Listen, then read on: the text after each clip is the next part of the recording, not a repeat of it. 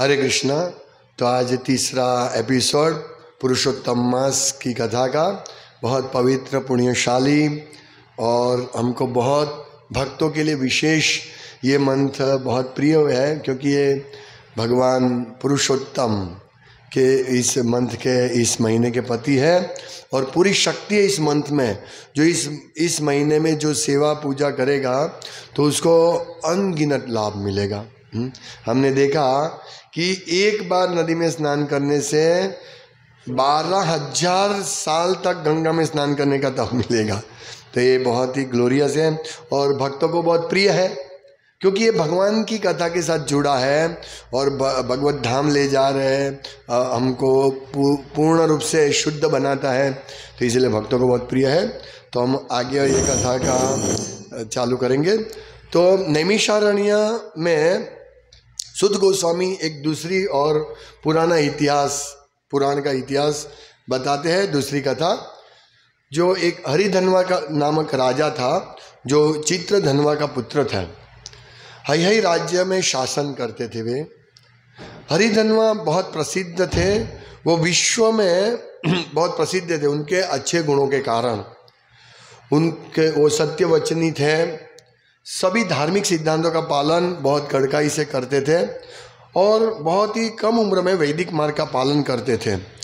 तो यही है, हमें वैदिक मार्ग का पालन भक्त लोग करते हैं और सभी नियमों का कड़काई से पालन करना और सत्य वचन, झूठ नहीं बोलना चाहिए। हमें ये सीखना है, शिक्षा प्राप्त करनी है। हरिधनवा राजा, उन्होंने अपने गुरु के चरण कमलों पर रहकर अभ्यास किया था। ये देखिए, ये गुरुकुल की सिस्टम, हमें अभ्यास करना चाहिए, गुरु के आश्रय में रहकर बच्चों को भेजना चाहिए गुरुकुल में। वो विद्वान थे, वेदांग उपनिषद ये सब उन्होंने पढ़ लिया था और उसमें बहुत ही विद्वत्ता प्राप्त की थी। गुरु के पास शिक्षण प्राप्त करके वो गुरु दक्षिणा देकर वापस अपने महल में आते हैं, पिता के महल में आते हैं। और उनके पिता चित्रधनवा, जो वो अभी तुरंत ही वो सोचा कि अभी मेरा पुत्र आ गया है, तो अभी वो निवृत्त होने के लिए तैयार हो जाते हैं और वो हरिधनवा को अपना राज्य देते हैं और वे जंगल में चले जाते हैं और भगवान श्री हरि को भजन करते हैं और अपना देह त्याग कर भगवान के पास चले जाते हैं। ये है राजाओं की, इतना ऐश्वर्य होने के बावजूद भी देखो, तुरंत ही जैसे पुत्र बड़ा हो गया, राज्य सौंप के चले जाते हैं। यही बात है। ये हमको इसमें से शिक्षा प्राप्त करनी है कि हमें जीवन के अंत तक घर में नहीं रहना है, यानी काम करते नहीं रहना है। एक उम्र में रिटायर होकर बच्चे को देकर हम सब लोग कृष्ण की सेवा में, हम जंगल में नहीं जा सकते, लेकिन कम से कम कृष्ण की सेवा के लिए हमारे जीवन समर्पित कर सकते हैं। बहुत सारी सेवाएं कृष्ण की तो कर सकते हैं। हरिधनवा राजा की सुंदर पुत्री, उनको हरिधनवा राजा की एक पत्नी गुण सुंदरी थी और वो गुण सुंदरी से उनको चित्रभाग, मणिमान और चित्रकुंडल नामक 4 पुत्र हुए। हरिधनवा बहुत ही पुण्यशाली थे, फिर भी उन्होंने ऐसा सोचा कि मैंने कोई भी ऐसा कार्य नहीं किया है, फिर भी उनको सुंदर रानी है और उनका आज्ञा पालन करना पुत्र है। उन्होंने सोचा कि मेरी इतनी अच्छी अवस्था है, मैंने इस जन्म में तो कुछ नहीं किया है, शायद पूर्व जन्म में कुछ किया होगा, पुण्य किया होगा, इसके मुझे अभी इतना ऐश्वर्यपूर्ण जीवन मिल रहा है, अच्छा पत्नी, अच्छे बच्चे हैं। दूसरे दिन वे जंगल में शिकार करने के लिए जाते हैं। तो ये क्षत्रिय का धर्म है, वो तीर लेकर जंगल में जाते हैं। वो एक मृग के पीछे दौड़ते हैं, वो मृग जंगल दौड़ता आगे और राजा उनके पीछे दौड़ता तीर लेकर उसके पीछे जाते हैं। फिर मृग तो नहीं मिलता है, लेकिन राजा बहुत थक जाता है, वो प्यासा होते हैं और एक बहुत ही सुंदर तालाब था उधर एक वट वृक्ष था। तो उसको, अपने घोड़े को उस वट वृक्ष के साथ बैठकर और पूर्ण वो घोड़े को बांध के वो पानी पीते हैं तालाब का और पूर्ण रूप से संतुष्ट हो जाते हैं और फिर वो पेड़ के नीचे विश्राम करते हैं। तो जैसे ही वो बहुत सुंदर घना छांव वाला पेड़ था, तो उसके नीचे राजा थक गया था, पानी पिया, विश्राम किया। तो जैसे वो विश्राम करने बैठते हैं तो सुंदर तोता, पोपट, शुक आता है और संस्कृत में बोलते हैं। वो बारंबार ये श्लोक संस्कृत में बोलते हैं। वो क्या बोलते हैं? तुमको खूब बहुत ही भौतिक ऐश्वर्य मिला है, परंतु उसके कारण तुमने मनुष्य जीवन की सच्ची जरूरत को नहीं समझ रहे हो। ये बारंबार यही बात, तुमको अच्छा मनुष्य जीवन मिला है, लेकिन तुम मनुष्य जीवन की सच्ची जरूरियात को नहीं समझ सकते हो। तुम इस भौतिक जीवन के सागर को कैसे पार कर सकोगे? ये शुक बारंबार बोलता रहा। तुम जन्म मृत्यु के चक्र से कैसे छूटोगे? यही श्लोक है पूरा, बारंबार ये शुक बोलता रहता है। हाँ, वो बताता है कि तुम वास्तव में तुमको इतना ऐश्वर्य मिला है, लेकिन तुम सच्ची जरूरत, मनुष्य जीवन के सच्ची जरूरत को भूल गए हो। इस भौतिक सागर को कैसे पार करना है वो तुम भूल गए हो। हाँ, और तुमको जन्म मृत्यु के चक्कर में से कैसे छूटोगे? ये बारंबार पोपट शुक याद दिलाता है। ये हम लोगों को भी बारंबार याद करना चाहिए। हाँ, कि हम हमारे मनुष्य जीवन को, ध्येय को भूल गए हैं। भक्ति हम कर रहे हैं लेकिन हम भूल गए हैं। तो हमको भी ये बारंबार बारंबार याद करते रहना है, नहीं तो हम जन्म मृत्यु के चक्र से कैसे निकलेंगे। हमारे जीवन के लक्ष्य को कभी भूलना नहीं है। भगवान कृष्ण, राजा ने इस बात को बड़ी गंभीरता से ली और उनके हृदय में बात उतर गई कि बात तो सही है। उसने सोचा कि जो शुकदेव गोस्वामी, जो शुक थे पूर्व जन्म में, और उन्होंने महान संत बन गए थे, तो उसने सोचा कि शायद ये शुकदेव वही शुकदेव ही है जिसने मेरे ऊपर दया कर रहे हैं, जो मेरे ऊपर दया करे और मुझे इस भौतिक सागर से बाहर निकलने की सलाह दे रहे हैं। राजा इंटेलिजेंट था। हम लोग तो कहीं पे प्रचार करने जाते हैं तो उनको अच्छा नहीं लगता है, बोलो जाओ जाओ यहाँ से। लेकिन ये राजा हरिधनवा राजा बहुत विद्वान थे, इसलिए ट्रेनिंग मिलनी चाहिए भगवान की कथा सुनने की, मनुष्य के लक्ष्य को जानने की ट्रेनिंग मिलनी चाहिए हम सबको। इतनी बार में ये सब ऐसा सोचता है हृदय में, उसने सोचा कि ये बात सही है, ये जो शुक जो बोल रहे हैं वो सही है। उतने में उनका सैन्य आ गया और फिर जैसे ही सैन्य आता है पोपट शुक अदृश्य हो जाता है। अपने महल में राजा वापस जाते हैं, लेकिन राजा मन में यो शुक की बात सोचता ही रहते हैं। वो पोपट क्या कह रहा था? वो पोपट सच्चा था। मुझे इस जन्म में जन्म मृत्यु से छुट्टी ले लेनी चाहिए। तो ऐसे सोचता था, दिन रात सोचता था। तो उतने में महान संत वाल्मीकि आते हैं। तो वाल्मीकि की तुरंत उनको देखकर प्रणाम करते हैं, उनकी पूजा करते हैं, फिर उनसे बात करते हैं, उनकी स्तुति करते हैं वाल्मीकि की। जब भक्त आते तो उनकी इस प्रकार से आगता स्वागता करना चाहिए। तुम उदास दिखते हो, वाल्मीकि ने देखा ये सब बात है। तुम्हारा इतना ऐश्वर्य होने के बावजूद भी आपको तकलीफ क्या है? क्या हो रहा है? आप मुझे बताइए, मैं शायद आपको मदद कर सकूं। हाँ, मैं उत्तम प्रयास करूंगा मैं आपको मदद करने की। तो हरिधर्मा को वाल्मीकि का दर्शन होते ही और उनके शब्द सुनकर ही काफ़ी शांति हुई। ये है, इसीलिए कथा सुननी चाहिए, ऐसे भक्तों का संग करना चाहिए। जब हम ऐसे मोड़ पे है कि हमको बहुत दुखी है कोई ना कोई कारण से, तुरंत भक्तों को कांटेक्ट करना चाहिए कि प्रभु मुझे समस्या। तुरंत वो प्रयास करेगा भक्त कि चलो इसको मैं इससे बाहर निकालूं। हम अंदर ही अंदर घुटते रहेंगे तो नहीं होगा। तो इसे हरिधनवा को वाल्मीकि ऋषि ने तुरंत बताया कि तुम उदास हो, बताओ मुझे। और हरिधनवा ने अपना दिल खोल दिया और उन्होंने जंगल में जो भी हुआ था उसकी बात कह दी कि इस प्रकार शुक उनको कह रहा था। तो वाल्मीकि ने मुनि कहते हैं, वाल्मीकि मुनि वैसे जब जानते थे लेकिन फिर भी हरिधनवा के मुंह से बोला तो वो बताया वाल्मीकि मुनि ने कि पूर्व जन्म में आप एक ब्राह्मण के कुटुंब में जन्म हुए थे, दक्षिण के द्रविड़ विस्तार में, ताम्रपाणी नदी के किनारे, दक्षिण में द्रविड़ विस्तार में।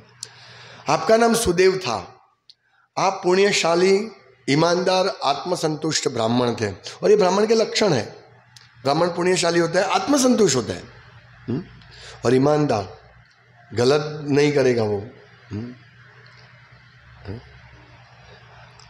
और उन्होंने बताया, वाल्मीकि मुनि आगे बता रहे हैं, आपकी पत्नी गौतमी ऋषि की पुत्री थी, उनका नाम था गौतमी।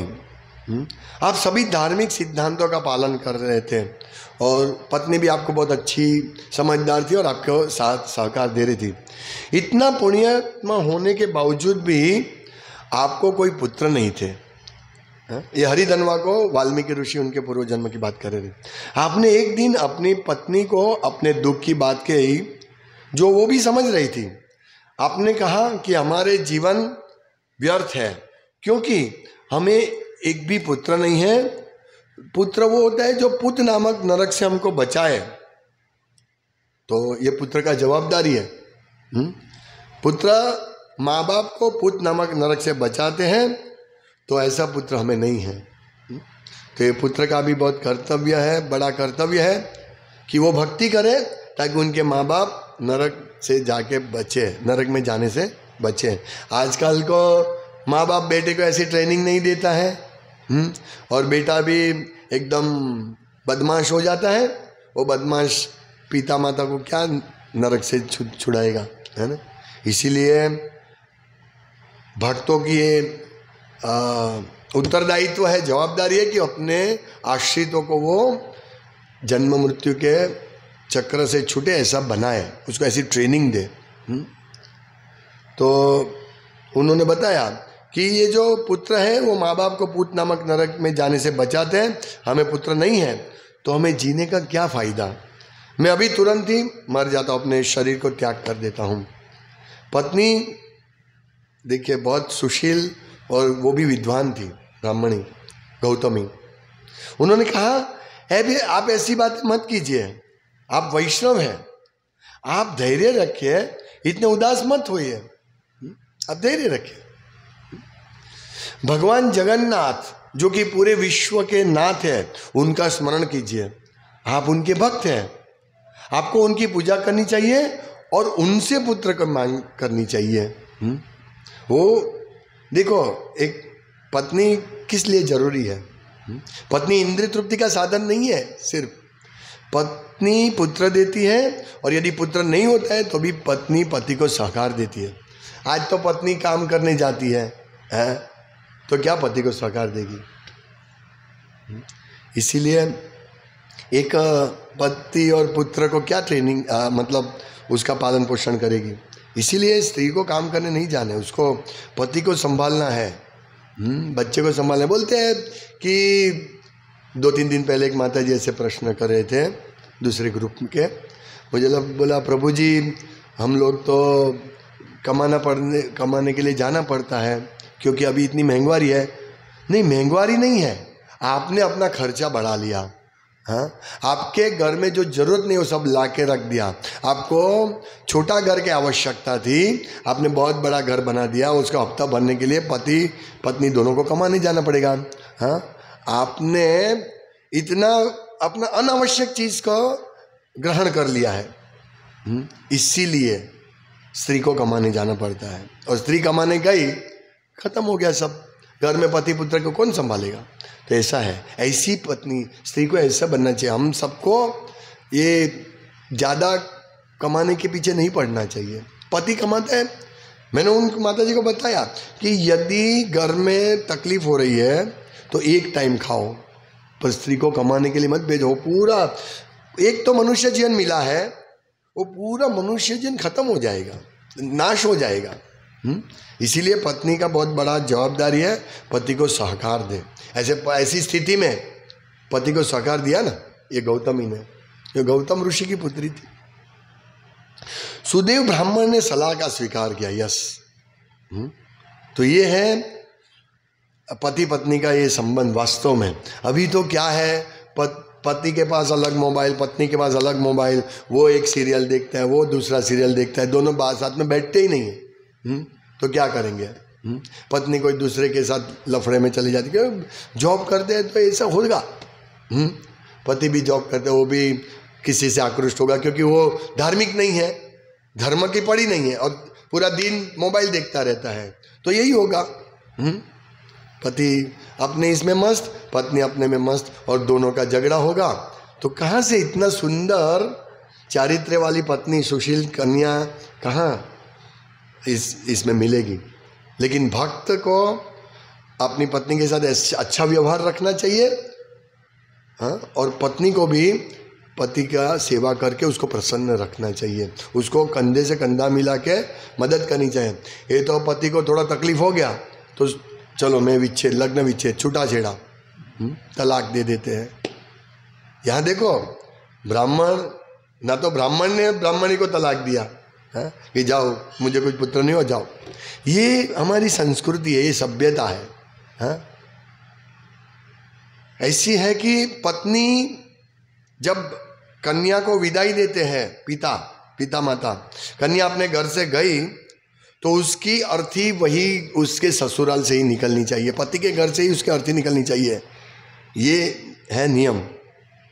ऐसा होता था, आज तो सब निकल गया। ये मोबाइल की वजह से दिन में 3 बार माँ बेटी को फ़ोन करता है और बेटी बोलते हैं मेरे घर में बहुत तकलीफ है, हाँ तुम अपनी सास से ऐसे झगड़ा करो, पति से ऐसा झगड़ा करो, हाँ, और सास भी अपनी बेटी के साथ बात करेगा, वो उधर भी। तो ये पूरा इतना गूंच हो गया है, हाँ, पति पत्नी का संबंध सब खत्म हो गया। तो हमें ये शिक्षा प्राप्त करनी चाहिए सुदेव ब्राह्मण और गौतमी से। देखो कितना सुखमय जीवन है, हाँ। ब्राह्मण ईमानदार, भगवान का भक्त। प्रभुपाद कहते हैं कि पति को भगवान का 100% भक्त बनना चाहिए और पत्नी को पति की 100% सेविका बनना चाहिए। तो इस प्रकार दोनों भगवत धाम जाएंगे और ये दोनों लायक है भगवत धाम जाने के लिए। तो हमारा पति पत्नी का बीच का संबंध ऐसा होना चाहिए सबको। यदि ब्रह्मचारी है तो कोई अलग को बात ही नहीं है, उनको तो कोई टेंशन ही नहीं है। लेकिन गृहस्थों को इस प्रकार रहना चाहिए। फिर सुदेव ब्राह्मण ने सलाह स्वीकार ली, ओके ठीक है, सही बात है। और वे ताम्रपर्णी नदी के किनारे बहुत कठिन तपस्या किया, 4000 साल तक। ये कलयुग की बात नहीं है, ये मेरे हिसाब से द्वापर या सत्ययुग की बात होगी। कृत्य यदि ध्यात विष्णु, द्वापर युग की बात, द्वापर या सत्ययुग की बात होगी। उनके तप से देवता भयभीत हो गए और सुदेव ब्राह्मण का विश्वास एवं भक्ति देखकर भगवान हरि प्रकट हो गए और अपने गरुड़ पर सवार होकर आ गए उधर। भगवान जो तीनों लोकों के मालिक है उनको चतुर्भुज रूप में देखकर सुदेव बहुत खुश हुआ और भगवान के सामने दंड की तरह गिरकर प्रणाम किया। इस प्रकार देखते हैं सुदेव ने कठिन तपस्या की, भगवान का दर्शन हुआ, भगवान प्रसन्न होकर आ जाते हैं। तो हम भी यदि तपस्या करेंगे, हमको इतनी कठिन तपस्या नहीं है, भगवान का नाम जपो, ये सबसे बड़ी कठिन तपस्या है। तो इस प्रकार ब्राह्मण ने भगवान के सामने प्रार्थना की और कहा, भगवान हरि ने कहा आपने मुझे प्रसन्न करने के लिए तपस्या की है और मैं बहुत प्रसन्न हूँ, आप मेरे से आशीर्वाद मांगिए, आपको क्या चाहिए। हालांकि भगवान सब जानते थे सुदेव को क्या चाहिए। आप, ब्राह्मण कहते हैं सुदेव आप मुझसे प्रसन्न हैं तो मुझे एक अच्छा पुत्र दीजिए।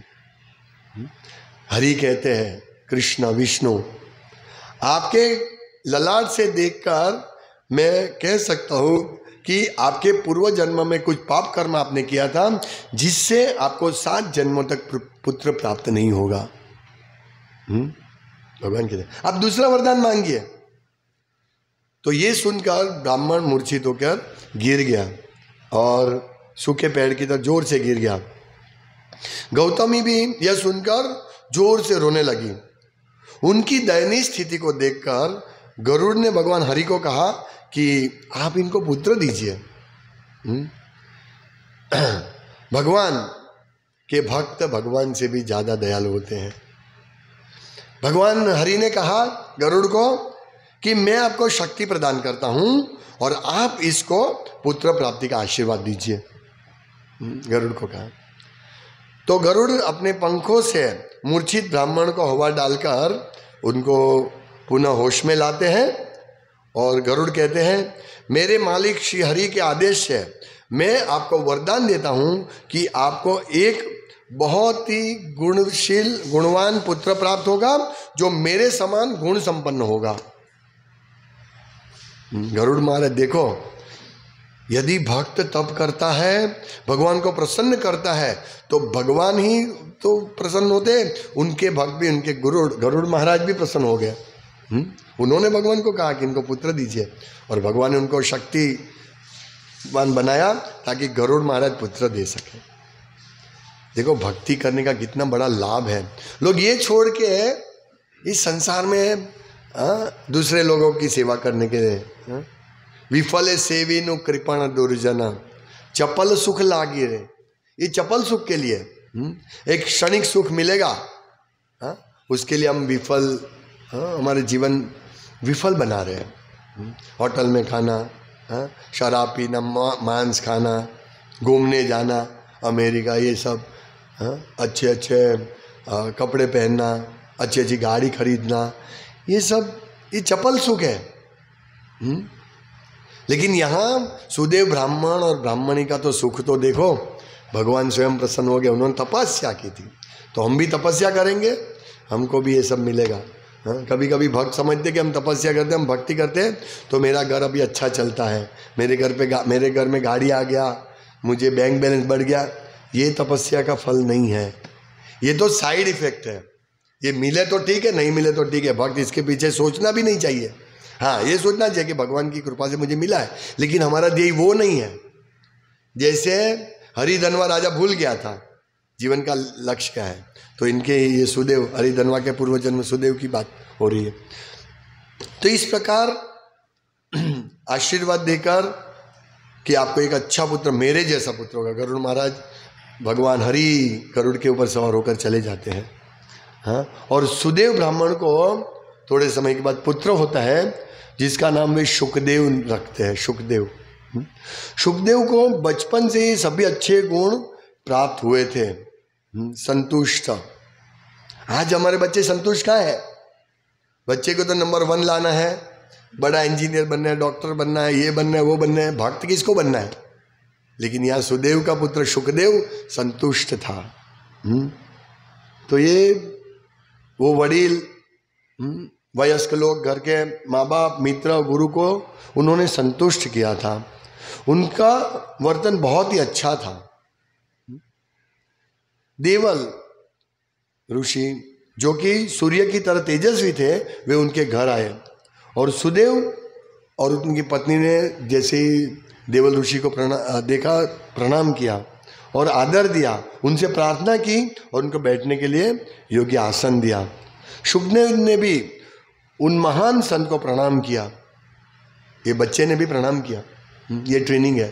हाँ? घर में जब कोई भक्त आता है तो उसका कम से कम उसका चरण धोना चाहिए, वो नहीं हो तो उनको बैठने के लिए आसन अच्छा देना चाहिए, उनको प्रसाद देना चाहिए, और बैठने के लिए आसन नहीं है तो भी पानी देना चाहिए। पानी भी नहीं हम दे सकते हैं, हाँ, तो कम से कम उनका आइए हरे कृष्णा करके स्वागत करना चाहिए, मीठे शब्द बोलकर।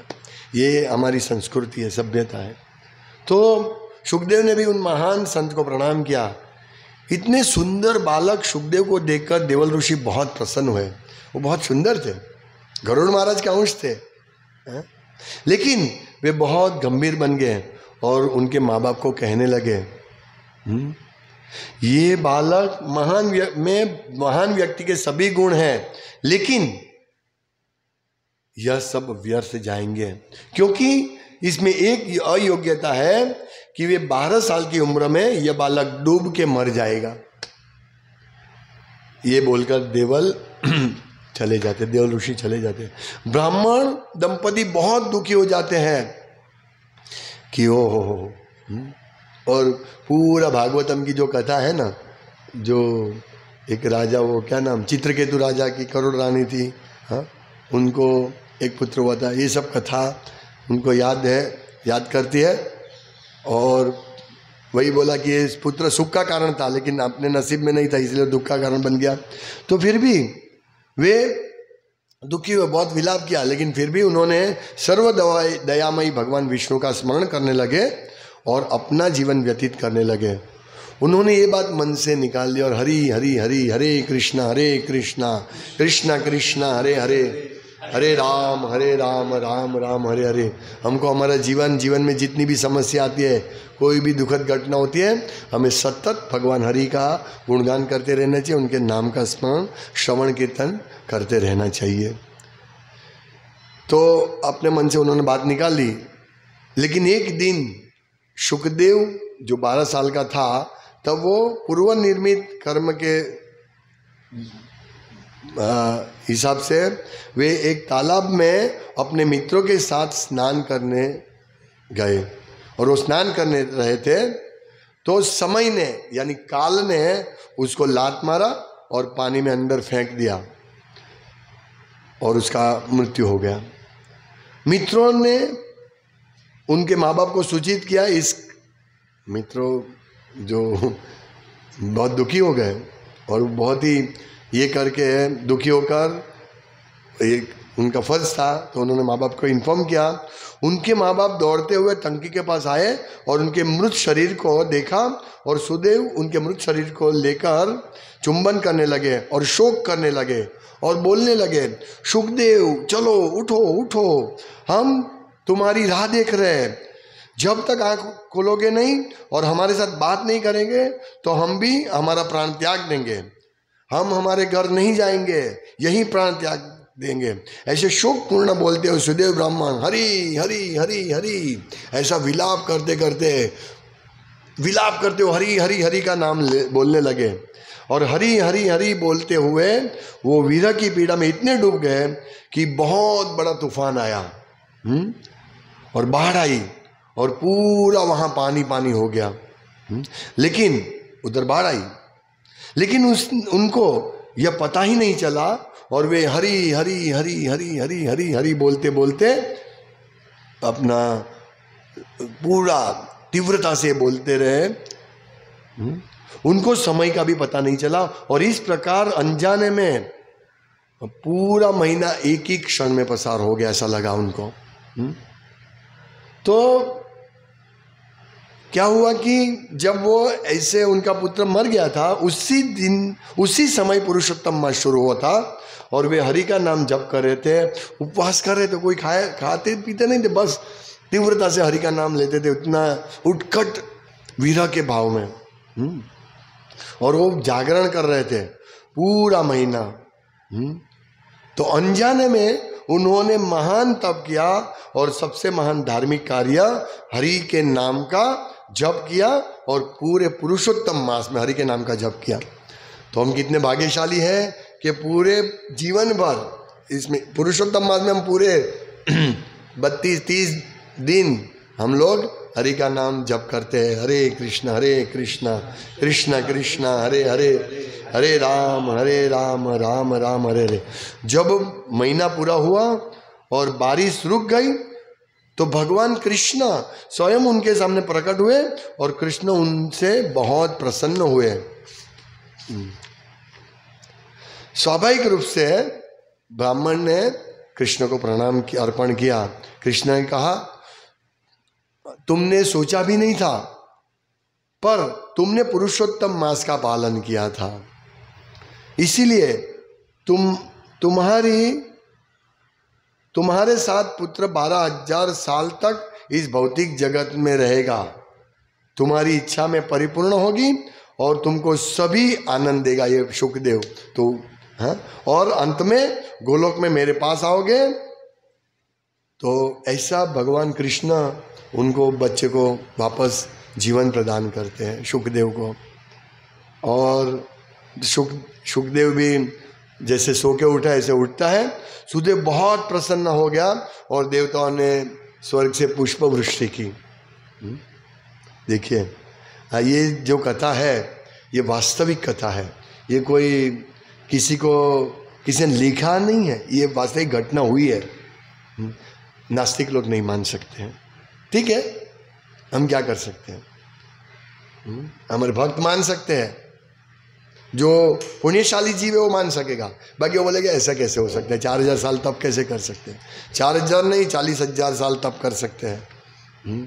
कृष्ण को प्राप्त करने के लिए, पुत्र प्राप्त करने के लिए वसुदेव और देवकी ने हजारों साल कठिन तपस्या की थी, इससे भी कठिन। तो कठिन तपस्या करेंगे तो होगा, लेकिन इस कलयुग में कठिन तपस्या की आवश्यकता नहीं है।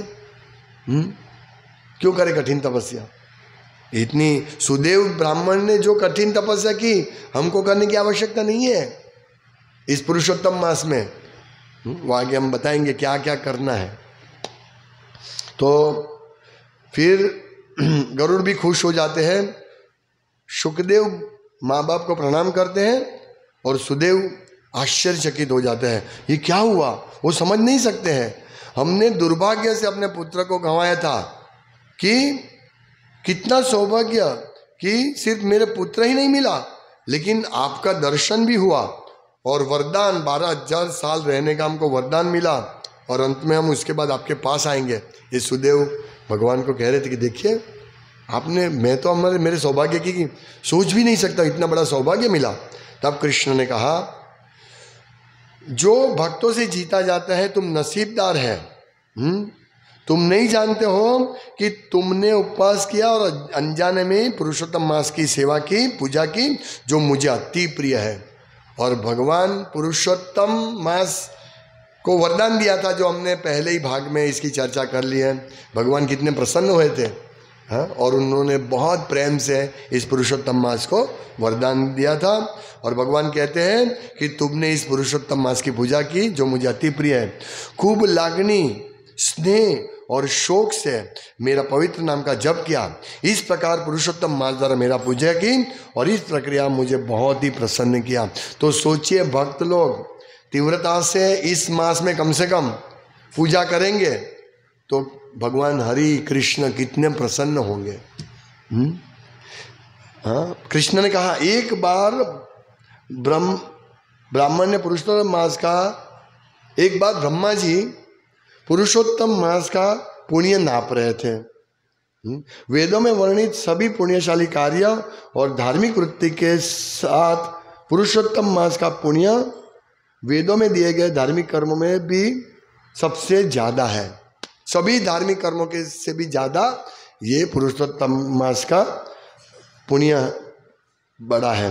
कृष्ण ने कहा, इसलिए जो पुरुषोत्तम मास का पालन करता है वो बहुत भाग्यशाली है तीनों लोकों में, और जीवन के अंत में वो back home, back to God and अपने धाम में आएगा। ऐसा बोल के कृष्ण स्वयं गरुड़ पर सवार होकर चले जाते हैं। अब ये कथा वाल्मीकि मुनि कह रहे थे, तो वाल्मीकि मुनि ने कहा, और ये मूल कथा नारायण ऋषि नारद जी को कह रहे हैं, ये सब वार्तालाप है। तो वाल्मीकि कहते हैं हरिधनवा राजा को, देखा जो शुक था, अभी वापस आ जाते हैं। ये हरिधनवा के पूर्व जन्म की बात, सुदेव ब्राह्मण की। फिर वापस वाल्मीकि कहते हैं कि हरिधनवा राजा को कहते हैं कि देखा जो पोपट जंगल में था वो और कोई नहीं था, तुम्हारा पुत्र ही था, शुकदेव। उसने कृष्ण की कृपा से पूर्णता प्राप्त की। आपके लिए सहानुभूति है उनको, शुकदेव ने पूर्णता प्राप्त कर ली। आपके प्रति उसने आपके प्रति सहानुभूति है। उसने देखा कि आप भौतिक जीवन में समय पसार करते हैं लेकिन हरि का तीव्रता से भजन नहीं करते हैं, इसीलिए वो जंगल में आया, आपको याद दिलाया पूर्ण पुरुषोत्तम भगवान की पूजा करने का। सुदेव जो है उसको तो भगवान ने आशीर्वाद दिया था कि तुम भगवत धाम में जाओगे, लेकिन अन्य जन्म के बाद, ये तुरंत नहीं, अन्य जन्म के बाद, ये बोला नहीं था भगवान ने, पर यहाँ लिखते हैं कि वो उसको आशीर्वाद मिला था भगवत धाम जाने, लेकिन अन्य जन्म के बाद। तो उसने पुण्य अवस्था में राजा के रूप में जन्म मिला उसको, एक जन्म उनको मिला, पर कृष्ण को भूल गए थे। सुखदेव ने तोता के रूप में उनको याद दिलाया। हाँ? तो ये याद दिलाए तो अभी वाल्मीकि कहते तो पुरुषोत्तम मास आते हैं, आप कृष्ण की पूजा कीजिए, सभी रीति रिवाजों का अनुसरण पालन करो और इस प्रकार आपकी चेतना पुनः जागृत होगी और आप भगवत धाम जाओगे। हरि धनवा ने कहा ठीक है, मैं पुरुषोत्तम मास की पूजा करूंगा, मुझे कैसी करनी है, किसकी पूजा करनी है वो आप मुझे बताइए। तो हम कल देखेंगे कि किस प्रकार हरि धनवा को, राजा को वाल्मीकि ऋषि पुरुषोत्तम मास की व्रत की बात करते हैं। हम चौथे एपिसोड में देखेंगे। हरे कृष्णा कृष्णा कृष्णा हरे हरे, हरे राम राम राम हरे हरे, हरि हरि हरि हरि हरि हरि हरि हरि हमारा सब हर लेता है, हमारा सब संताप भर लेता है। कितनी सुंदर कथा। शिला प्रभुपाद की जाय, पुरुषोत्तम मास की जाय, श्री श्री राधा पुरुषोत्तम देव की जाय, श्री श्री राधा श्याम सुंदर भगवान की जाय। गौर प्रेमानंदे हरि हरि